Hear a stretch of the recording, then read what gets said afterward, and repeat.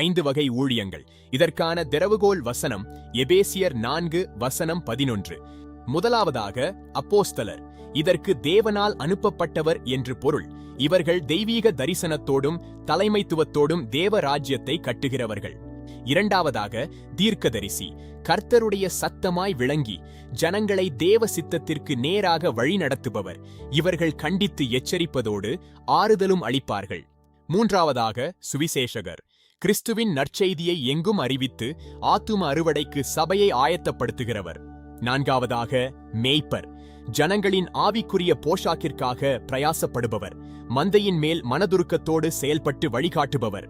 அஞ்சாவதாக போதகர். தேவனுடைய வார்த்தையின் மகத்துவங்களை துல்லியமாக போதித்து சபையை விசுவாசத்தில் ஸ்திரப்படுத்துகிறவர். இந்த 5 ஊழியங்களும் சபையின் வளர்ச்சிக்காக கொடுக்கப்பட்டவை. ஆவிக்குரிய ஆலோசனைகளுக்கு எங்களை தொடர்பு கொள்ளுங்கள். கர்த்தர் உங்களை ஆசீர்வதிப்பாராக. ஆமென்.